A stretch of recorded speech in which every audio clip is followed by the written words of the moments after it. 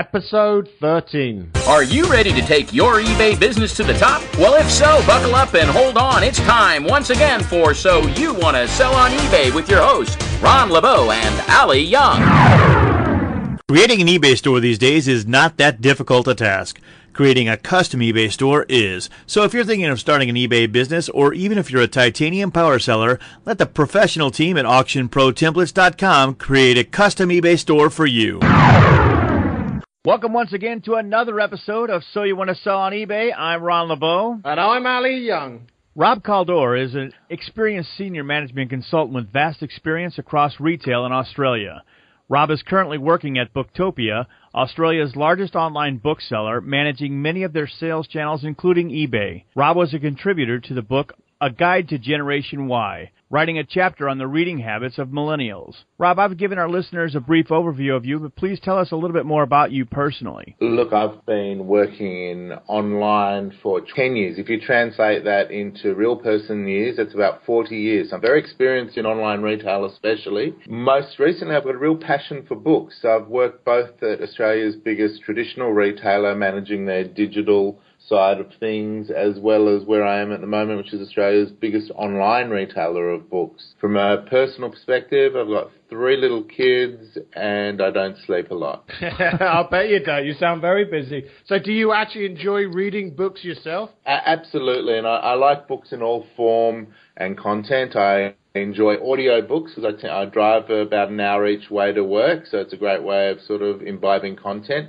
And more importantly, I love, the way content can influence society. So I'm a real passionate person about books themselves. I think they really contribute both society and in Australia, specifically the culture of Australia. Yeah, no, I have my wife actually. I call her a book addict because she gets a book and she has to read it in one session. That means like not sleeping. Are you like that? Are you a complete book compulsive addict? No, I'm a bit more like if you remember, Snoopy was reading War and Peace one word at a time per day. Well said. Well said. It's more my approach. My wife is similar to your wife. She'll read a book through the night, kind of thing. I tend to get a chapter or two a night, and I also like all sorts of books. So at the moment, I've got a bit of a hankering for non-fiction. So, okay, on this show, we always like to ask our guests about an impact person because we found out that normally throughout many people's careers, they've always had someone that sort of helped them along the way or sort of given them some guidance to make them get to the next stage. Did you have an impact person? From a professional point of view, there's an impact person who was originally a bit of a mentor figure, but now more of a mate, as we say in Australia. Yep. A guy called Paul Greenberg, who's now head of the National Online Retailers Association. And I've seen him, he set up the largest online department store in Australia, a company called Deals Direct. And I dealt with him when it was running out of a room above a shop to warehouse like 4 or 5 football fields in size. I saw him grow that business, tinker with the model, change the model, get investments, grow and grow. And what I got from Paul is a real vivacity to succeed at all costs while keeping a sense of morality attached to him. And I think that's important. He really, he was clear with what his life values were as well as what his business values, and made sure they coincided. They weren't, it wasn't just hardcore business decisions without thinking about people. And because of that, he succeeded. I think life throws many curveballs at us, and you need to have a strong value system to underpin whatever direction you take things. Absolutely, Rob, and that's a good point. You mentioned about watching him grow, and it's amazing how if you take someone like Paul and you follow him and follow the things that he's done, you'll see how quickly you can actually turn some things around that you might not be doing correctly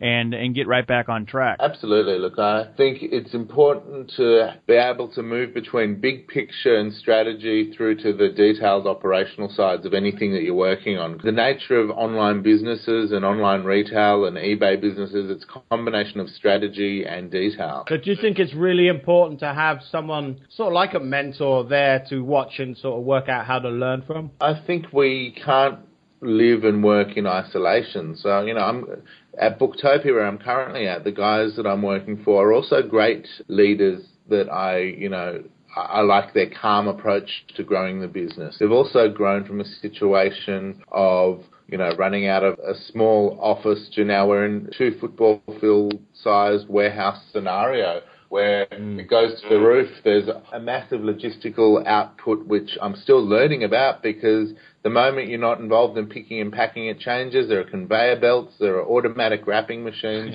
and this is the side of things in online businesses that people forget. It's all well and good to play around with the front end of a business and the marketing and kind of the stuff that I do, but what really makes things work are the business case and the operation. So everything's got to work in consult and work together and have a empathy and understanding about other aspects of the business. And I imagine a lot of people as well, they only see the front end. So they're coming and they're seeing that you're only selling the product. But like you say, and like a lot of people say, there's a lot of effort goes in behind the scenes there. Absolutely. And it's a bit like insurance, that you only sort of contact them when things go wrong. With an online business, there's an expectation in a first world country like Australia and the US and the UK that things just work and arrive. But there's a lot involved in that. And, we have on our eBay store, for example, we've got over 2 million products listed. So obviously we're not stocking all of those. So for things to arrive and get out to a customer, there's a lot of things we have to get right and a lot of potential for failure.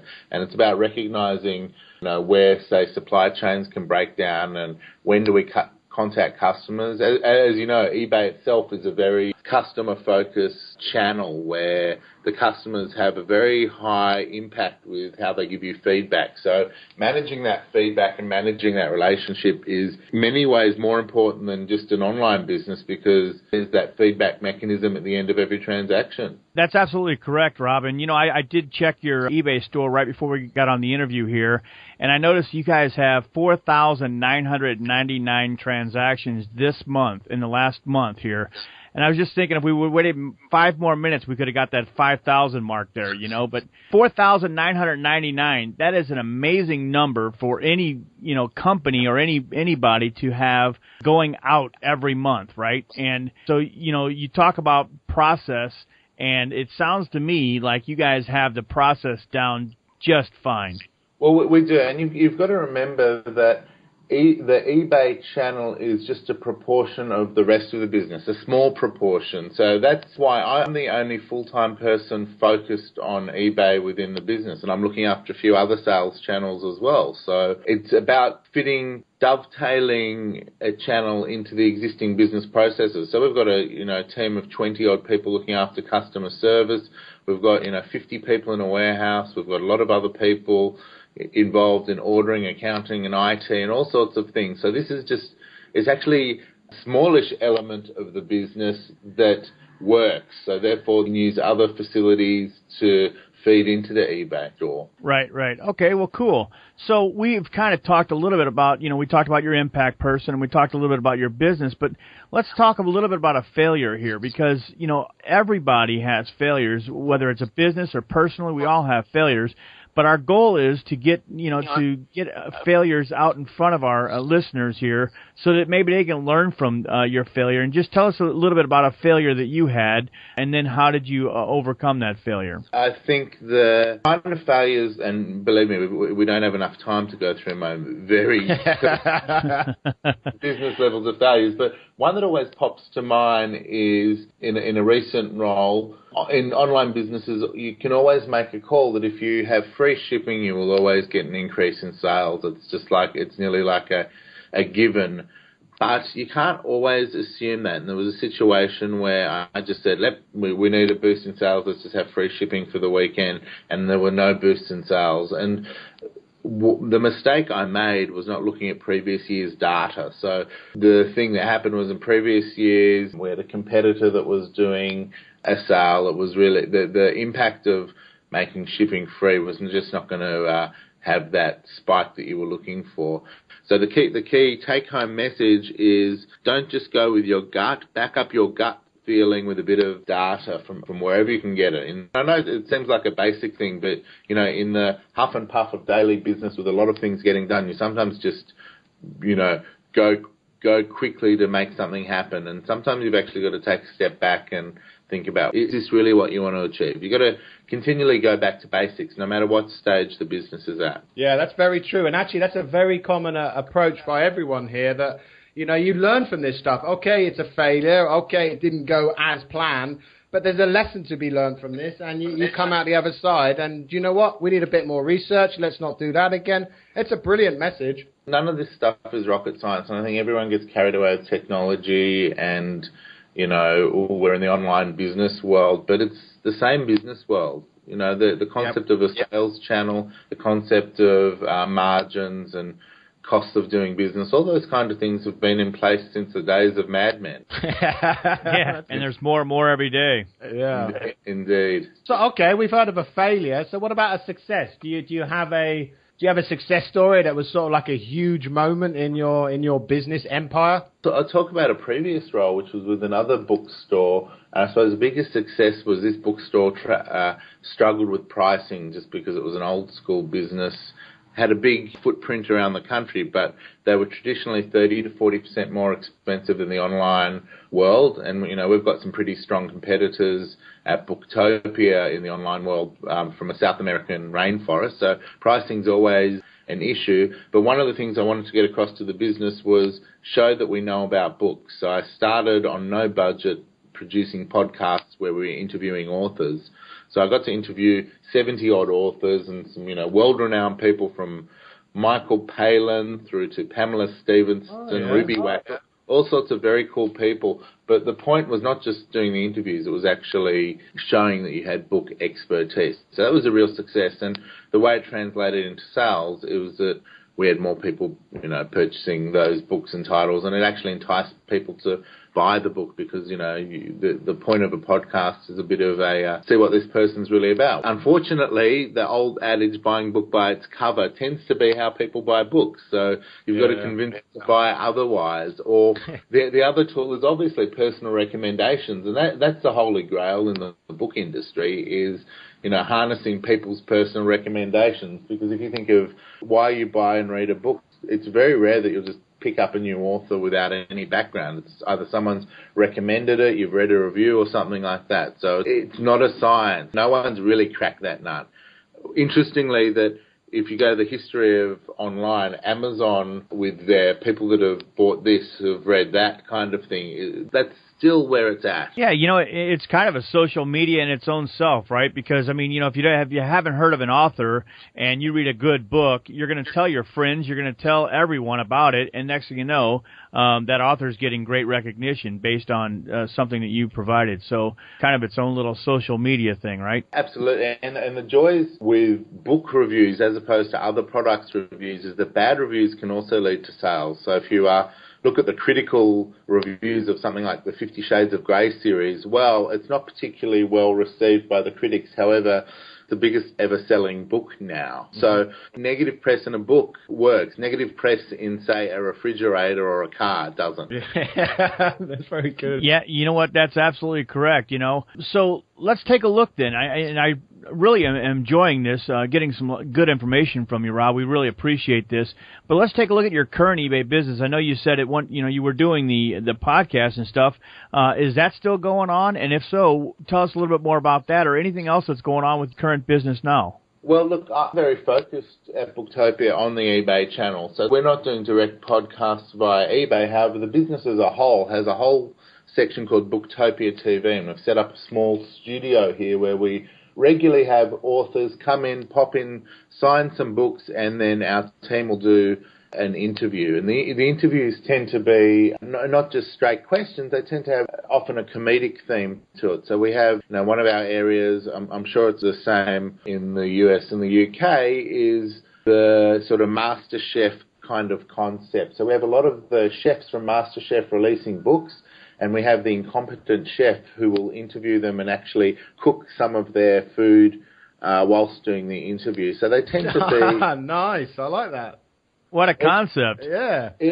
It's a lot of fun. Again, the bottom line is showing the book expertise, and actually it's also about, you know, showing our relationship with authors, and I think that's important. I think it's by doing that, you're showing that you're experts, and in a way putting the customer first, because the customer wants to know that the people that are selling the books and recommending the books know a bit about what's going on. So there's a lot going on here. We've done things like, you may not have heard of him, Ron, but the former Australian cricket captain, so Cricket's Our Baseball, a guy called Ricky Ponting, who's a bit of a legend. He wrote a book, and they did the interview while playing a game of test match cricket, which is actually it's like a board game with rolling balls where you actually play. And they actually made the stadium, so it's on a desktop, out of his books. So if you imagine a whole surround of books making up the stadium where you played the game within, it was, I think, very lateral and very entertaining. And again, it's just trying a few things, and that's the joys of a business like Booktopia, which still has the spirit of a startup, but the scalability of volume. And now, Australia's top online business, we obviously have authors and publishers that are, knocking down our doors to try and, get some space on our website and through our affiliate networks and things like that. Wow, yeah. And you guys get paid to have this much fun? Well, we get paid to do the work. Look, like everything, it comes back to basic principles. Is it bringing in revenue? Is there margin? Is there a business case? All these basic things can usually have numbers attached to them. So I think it's important, focus on why you do anything. What's the business case for it? Some things work, some things don't. That's the nature of business, and in a way, business underpinned by technology. We have some strong competitors out there. Amazon, the gold standard in both books and online, and they do things very well. So we've got to be cognizant of them. But we do have quite a few competitive advantages over them. We've got our niche, and it's a growing and sizable niche. Yeah, right. Going against people like Amazon, that must be tough. But obviously you're doing well, because I just refreshed the page, Ron, and you're now up to 5,004 feedback this month so far. So there's something working your end. There's something that people like, and it seems to be working. So what about before you started this? I love hearing stories of people who made it and get successful, but I'm always interested to know is, how did you get to this point? How did you work your way up to the point that you're at now? What did you do before all of this? Well, look, I always come back with questions like that. What was your original training in? And, we all leave school doe-eyed and not sure what we're going to do. Drunk. And and a few weeks later, we try something. I was actually a high school teacher for a couple of years, and what that taught me is that I don't want to keep doing it, because it's a damn hard job. It's possibly the most underpaid, underappreciated job that there is, because you're actually, Amen. You're in charge of. I viewed it like doing 7 stand-up comedy gigs with an audience that doesn't want to be there every day. It's a really tough job. But what that did sort of empower me to do is be able to communicate, be able to express myself, not be scared to be in situations of discomfort from the point of view of outside your comfort zone. So I've constantly been thrown in the deep end in various roles, and there are people that are happy in that and with a level of chaos, and there are other people that are not, and that's my comfort zone, is some level of chaos and unpredictability, and the online world is open to those scenarios. So I've done lots of things. I was, after being a high school teacher, I actually lived in South Africa for a year where I got married, and my work visa as a teacher surprisingly was rejected, which meant that I couldn't work legally, but I ended up approaching the Australian government and working in their trade department in South Africa. So I ended up, doing some interesting stuff with foreign trade. I've worked in brain science. I've also, been involved in online retail in Australia probably for the last 10 years, and most recently very focused on books. But I'm also doing a few projects on the side, such as I'm involved in a concept which I wouldn't have even thought would exist a few years ago. I'm helping with the content of a conference on omni-channel retail, all run through the net. That's seriously an empire. So it's all sort of led up to this point. I imagine that stuff in South Africa, getting into the retail, sort of helped you sort of get where you are today. Got to view every sort of notch and every bit of experience you get in life empowering you into the future, and especially the internet and technology has traditionally been a young person's game, and to an extent it is, understanding of the latest and greatest, but the core, there's no more funding to businesses with a business plan on the back of a beer coaster. You've got to have strong analytics behind you. You've got to have a strong sense of where you're going. And in a way, a lot of that comes from experience, and a lot of it comes from, trying to innovate all the time. I'm constantly trying to change things and do things differently, because I think that's what not only makes business and life entertaining, it's just the way I am. Yeah, we can tell that the gears are always turning in your head, right? Yeah, hopefully in the right direction. Not like my gears. It's now time for the lightning round, but before we do, let's thank our sponsors. If you are an online merchant, chances are you've heard of Terapeak. Terapeak helps online merchants like you by providing in-depth analytics to help you pull back the curtain on your competitors' behavior, pricing techniques and strategies, supply and demand, category and product trends, and customer purchase patterns. Sound intense? It is. Terapeak is the leader in e-commerce market analysis, dedicated to helping online merchants grow their business and become more profitable. How cool would it be if you could know the new and emerging opportunities? Terapeak delivers market intelligence that is both meaningful and actionable. Terapeak analyzes over 2.4 billion transactions per year. How many of those will be yours next year? After all, if your competitors see the value in Terapeak, shouldn't you? Go to www.soyouwannasellonebay.com/Terapeak to sign up today. So what was your biggest fear of starting an eBay business? Look, the competitors, actually, and the fact that eBay's quite price-driven channel. You basically sell predominantly on price, and that's an issue in Australia, and it's an issue constantly. So that was my fear. So how did you get past it then? Service, that's the main thing. Our feedback ratings are great, the way our customer service team handles things, the way we get things out quickly to customers, getting all the processes right makes you more competitive. It helps with, where your listings come up within eBay, but it's about getting all the basics right. Okay, so what's one piece of advice you could give someone just starting out an eBay business? Do your numbers. Comes back to everything. Do your numbers, include everything, and then add a few percent all the time. Make sure you're making margin.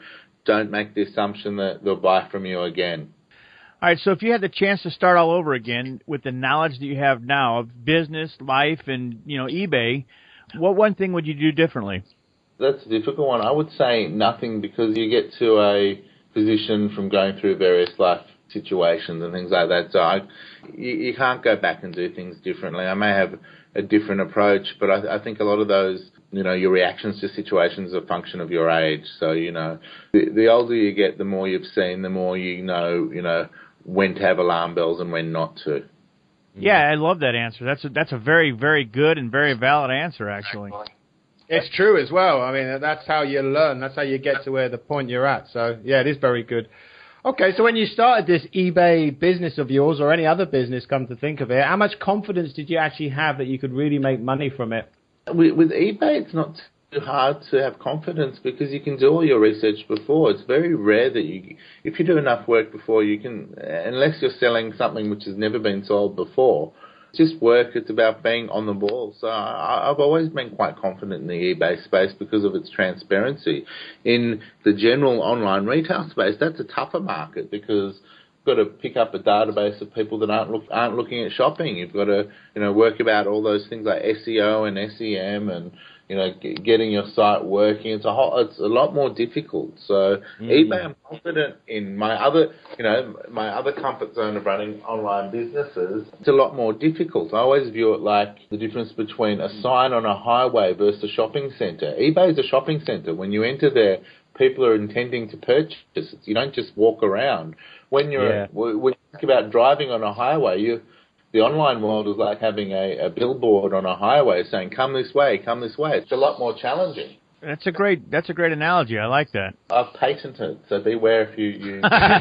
Too late, I already had it. I just put it in straight away as you said it. All right, cool. So What is Booktopia's take on free shipping? I know we talked briefly about it here earlier, but do you guys offer free shipping in all cases, or does it depend, or how do you handle free shipping? Well, as a business as a whole, we don't offer free shipping. The online business, which is a majority of the business, doesn't, but we obviously do regular offers. So it's I think every 6 weeks or so there'll be a free shipping offer, or it will coincide with an event, or last time to get something before Christmas, those kind of scenarios. However, eBay, it's a free shipping environment. So obviously change things around a little bit, but eBay, it's online shopping, and that's because our competitors in eBay are all free shipping. So we free ship. You buy something on eBay, it's a free ship. Buy something through Booktopia, you've got to pay for shipping, but that tends to, we've got the different sorts of customers, I think. In eBay customers, it tends to be one product, one book at a time. With generic flat shipping rate, we get from the website, people buy 2, 3, 4, 5, as many books as they need for the one shipping charge. So swings and roundabouts, as we say in Australia. Swings and roundabouts indeed. I love it. So okay, let's talk about feedback now, because I'm looking at your feedback. I'm a bit obsessed with your feedback now. I've just refreshed it again, and here it goes again. But I noticed you have some negative feedback. What do you do to sort of rectify that? Do you spend a lot of time working with the customer? What's the problem? Are you not happy with something? Or do you sort of go by the numbers that it sort of works out, you get a better percent at the end of the day? Or how do you deal with negative feedback? It's a tough one. Well, firstly, we look if there's a systematic issue. So, for example, if we're getting a lot of negative feedback from where products are coming from a certain publisher, for example, then we can go, well, is this something we have to address on a business side of things? So you imagine we're getting books in from hundreds of different publishers. We're reliant on them keeping to their service level agreements. If they don't, it affects our customer, and obviously eBay's at the forefront. The joy of books is things like damages are quite minimal. Like it's very rare that we have a damaged book get to a customer. They're pretty rugged kind of products.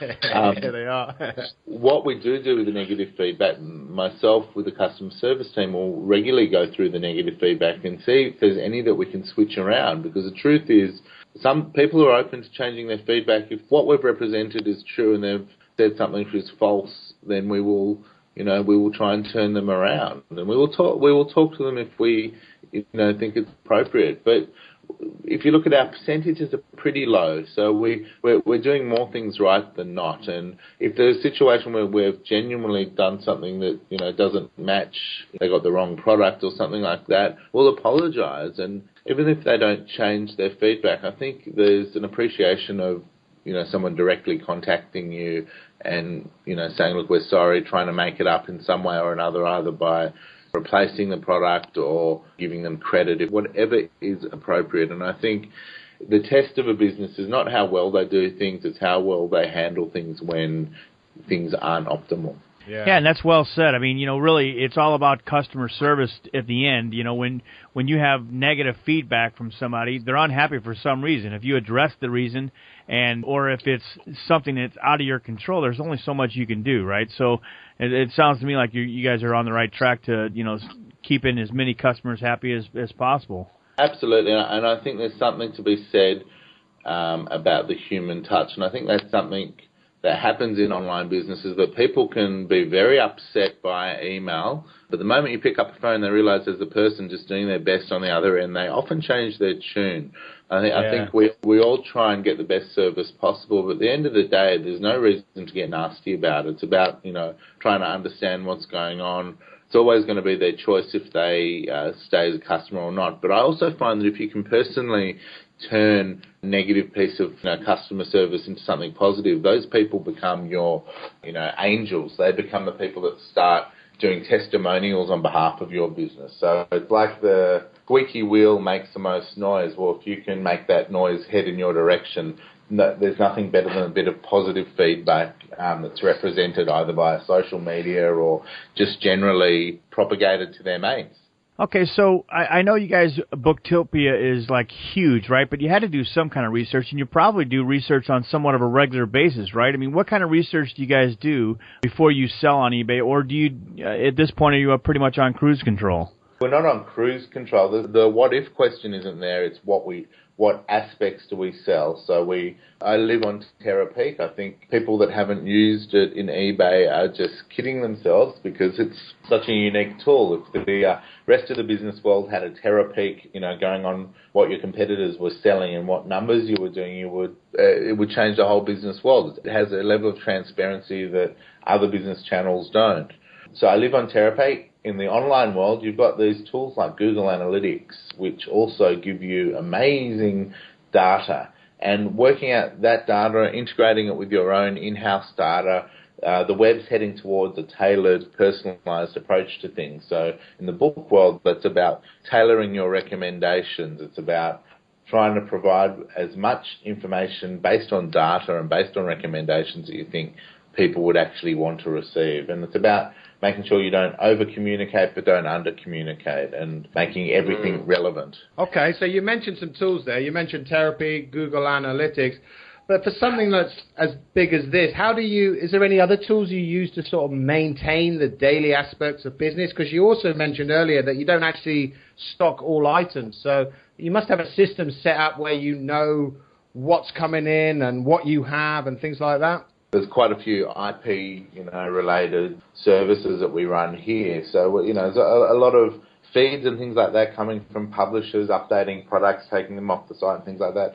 A lot of that happens in the background. We've built it up over, Booktopia is, I think, nearly 10 years old. So our systems are adapting all the time. It's the big publishers and distributors give us very rich information at an early stage. So on all levels of the supply chain, we know where products are, and that's including on the website. So for whatever reason, if on the website or eBay channel we need to take something down, it happens pretty much immediately. So yeah, there's a lot, there's a big IT team here, a lot of data and analysts and things like that, looking at things all the time.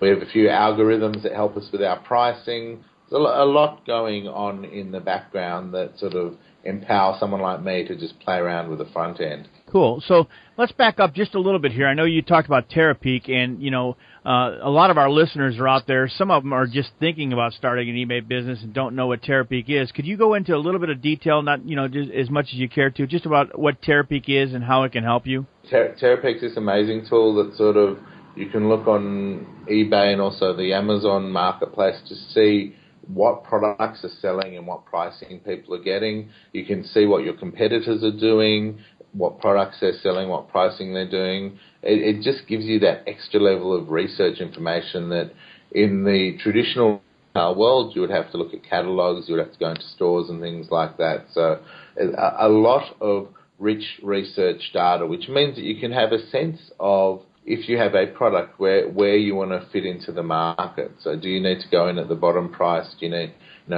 you can see what levels of pricing, how that affects sales and things like that.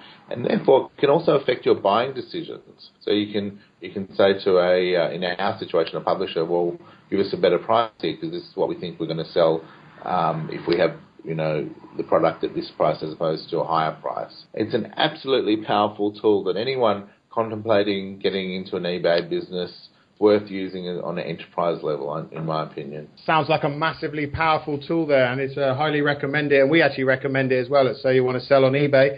Well, that's the end of the lightning round, and it's actually time for us to say goodbye. We'd like to thank our special guest, Rob Kaldor, for taking the time to come join us today and share with us I'll tell you what, your knowledge is so big, and you talk like how I expect successful people to talk. You're very calm, you're very to the point, and you've learned from your mistake, and it's been an absolute privilege to have you on the show today, Rob. My pleasure as well, guys. All the best, and I look forward to not listening to my voice, because I hate listening to my voice, but listening to the show.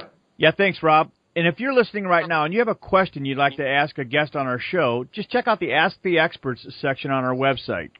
We'll post all the notes from today's interview on our show notes page, which can be found at www.soyouwantasellonebay.com/show notes/Rob Calder. But before you go, Rob, please tell our listeners, how can they get in touch with you? What's the best way to communicate with you? I run a small consultancy, so you can get me on rob@etales, etales.com.au, and my Twitter handle is etales_au. Excellent. Well, we'll include those in the show notes page so they can just click and get straight there. Thanks for all the information, Rob. We wish you continued success from everyone here at So You Want to Sell on eBay. I'm Ali Young. And I'm Ron LeBeau. Well, that's a wrap to another awesome show. Don't forget to subscribe to us on iTunes at soyouwantasellonebay.com/iTunes. Follow us on Twitter at Your eBay Podcast and Facebook at So You Want to Sell on eBay. And we can always be found at www.soyouwantasellonebay.com. So you're wondering how you can grow your business, yet your website is currently being hosted by one of those website-in-a-box sites. Or maybe you don't have a website. Well, if you're really serious about growing your business, then maybe it's time to get serious about who is hosting your website. Bluehost is your answer. At Bluehost, you get complete hosting solutions for as little as $4.95 per month. And while that is inexpensive, it certainly is not cheap. You get unlimited domain hosting, unlimited space, unlimited bandwidth, and much more. Bluehost has the top-rated 24/7 support team of real experts ready to offer real solutions and advice. And if that weren't enough, at Bluehost, you will never sign a contract. Go to www.soyouwantasellonebay.com/Bluehost today and take your business to a whole new level.